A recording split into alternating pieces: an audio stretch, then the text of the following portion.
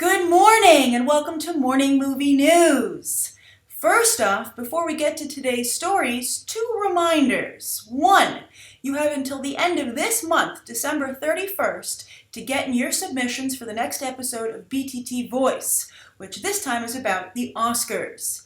So what you do is you film yourself talking for approximately 30 seconds about anything to do with the Oscars, the show, the voting process, which films you hope get nominated, which films you're worried are going to be snubbed, etc. Then you upload those 30 seconds to YouTube as an unlisted video. Not a private video, but an unlisted video. Then you send that unlisted video link to me at grace@gracerandolph.com, and within 48 hours you'll get a confirmation email back from me saying that I've successfully downloaded your submission and it's in the entry pile. Alright, so again, that's until December 31st to get in your video. Then the second reminder is that the polls officially opened yesterday for Beyond the Trailer's annual vote for the top 10 movies of the year. The link is down below in the video description. I'll be reminding you throughout the holiday season because you have until January 4th, the end of the day, to get in your vote for what you think are the top movies of the year. And the reason I've given you such a long time to vote is because, of course, I'm sure a number of you have some movies you still need to see before you can decide what are the top films of the year. Now, I realize that for those of you who don't live in the United States, you're simply not going to be able to see all the movies because they aren't going to be released in time, before the voting date ends, the voting window. And for that, I apologize, but it's just not reasonable to wait any longer before, getting up the episode, because that's when we're talking about the top movies of the year. So I hope you'll just give your best approximation for what you think are the top films so far, because it's always fun when we get the most number of votes. But so far, I have to say, the polls opened yesterday, a ton of votes came pouring in, very exciting, and as a little bit further incentive to get you to vote, I just want you to know that right now, Guardians of the Galaxy and Captain America the Winter Soldier are in a dead heat for the best movie of the year. I knew Guardians of the Galaxy would do well, but I'm really surprised and pleased to see Captain America the Winter Soldier rally as it has. So either get in there and help one of those two films take the title, or if you think that neither one deserves it, go in there and vote for the film that you think does. Alright, so those are the two reminders. December 31st, the BTT voice submissions are due to grace@gracerandolph.com, and then by January 4th, you have to have voted, or that'll be the end of your opportunity to participate in the annual poll for the top movies of the year here on Beyond the Trailer. Alright, so today's stories. I've been able to once again put together a theme. I couldn't get a Connect 4, I couldn't get the final viewer question to fit in, but the three stories all match. And today's topic is things that we can't believe are continuing. And the first thing we can't believe is continuing is Robert Rodriguez's career. Why would I say such a thing? Well, just take a look at Sin City, A Dame to Kill For. This film, prepare yourself, but nothing can really prepare you for a box office gross this low. Stateside, that's its domestic gross, Sin City, A Dame to Kill For pulled in a total of $13.7 million during its entire run. That is just abysmal. Now, did the foreign gross save it, as is so often the case these days? Oh, and by the way, that's with 3D grosses. So was foreign box office able to save it? Nope, couldn't even double that number, as worldwide, the final haul was $25.6 million. So Robert Rodriguez, I think we can pretty much all agree with numbers like that he's really trashed his brand, I think, for making such low-budget, cheap films. And there are even some elements about Sin City Dame to Kill For that seemed a little cheap. But I have to say, I liked that movie. As you might recall, I gave it a good review, and I think it's a shame that it did so poorly. It didn't deserve to tank like that. And some could argue that it was because it took so long to make the sequel, but still, it shouldn't. Those numbers are so low that there has to be other forces at work there, and I think it is the degrading of Rodriguez's brand. So, how did he get another gig?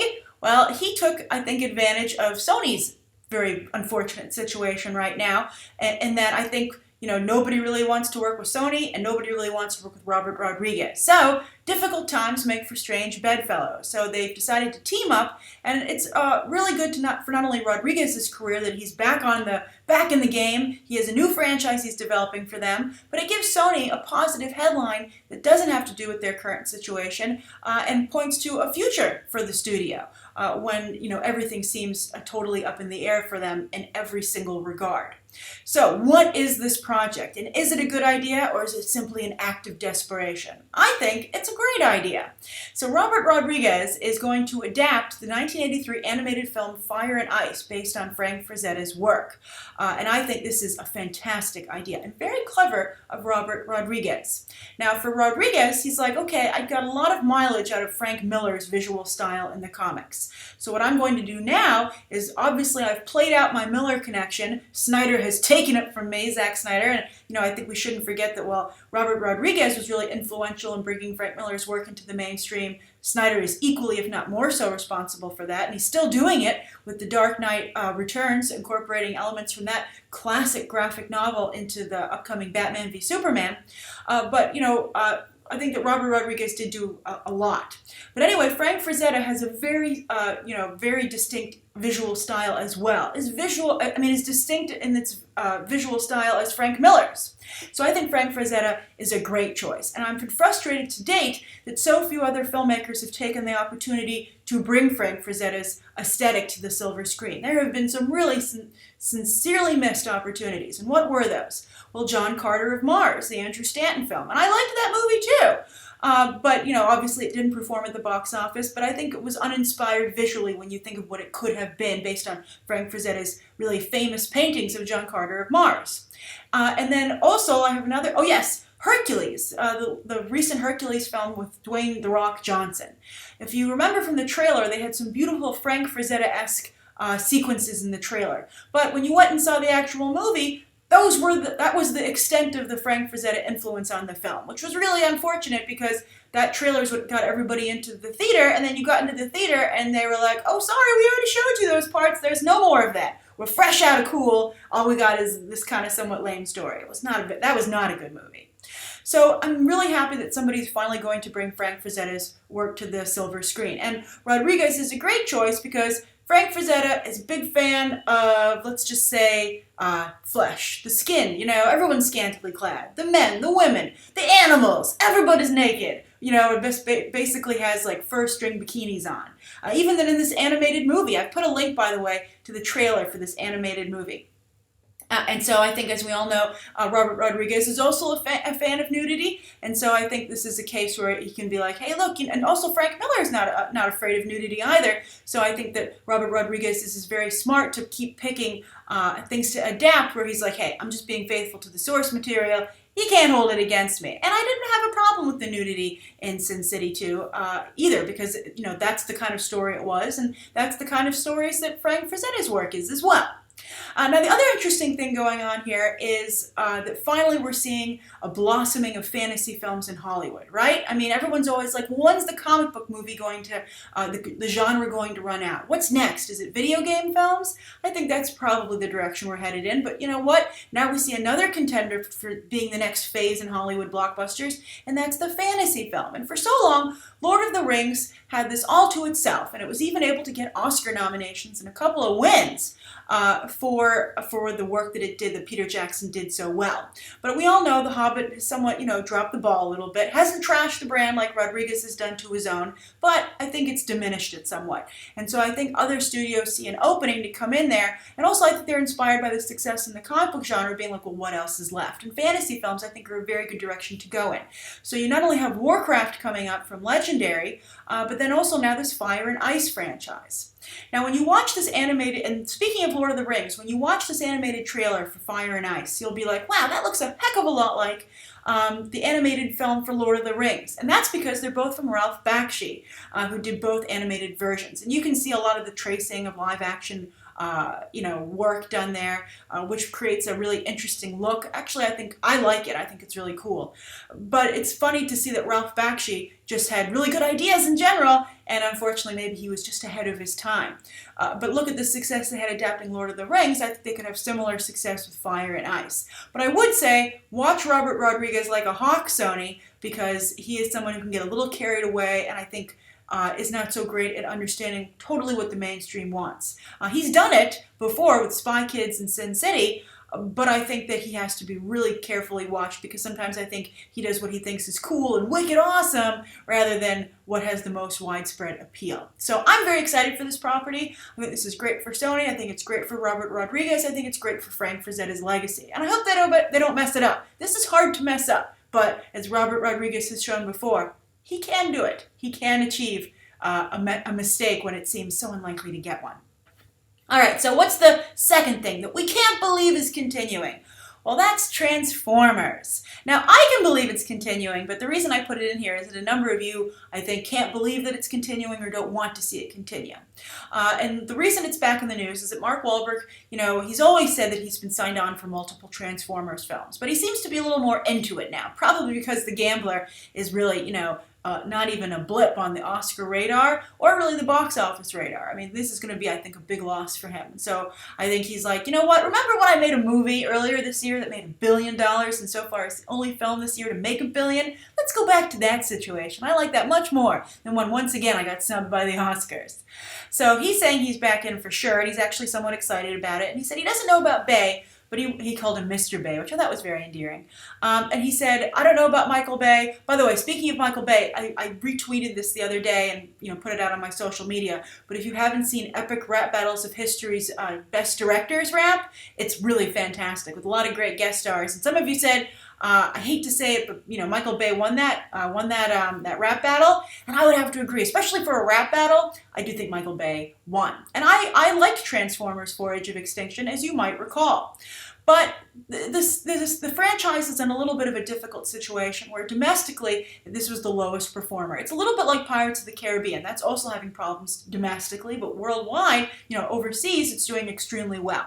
So what happened with Transformers 4? Well, it was the lowest grossing franchise domestically with just $245 million. That's very high, but it's low for that franchise. But then overseas, it pulled in a whopping $842 million, the highest ever for the franchise. And the reason it's so high is thanks to China.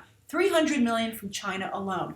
It made more in China than it did in the United States, and that's why China is such a big box office target for Hollywood these days. And I would hope that in Transformers 5 they do an even better job of integrating elements from China into the film. I wanted to see even more than they had in Transformers 4, but one of the things I really liked about Transformers 4 was just getting a really good look at China. A good chunk of the movie took place there, and not in your usual typical settings in China, and I really enjoyed that. I thought that was a lot of fun. So I think Transformers 5 will definitely happen. I would suspect that Michael Bay will return, especially because his other films just haven't been doing that well. Pain and Gain, etc. And then also, I would suspect that it will strongly take place in China again.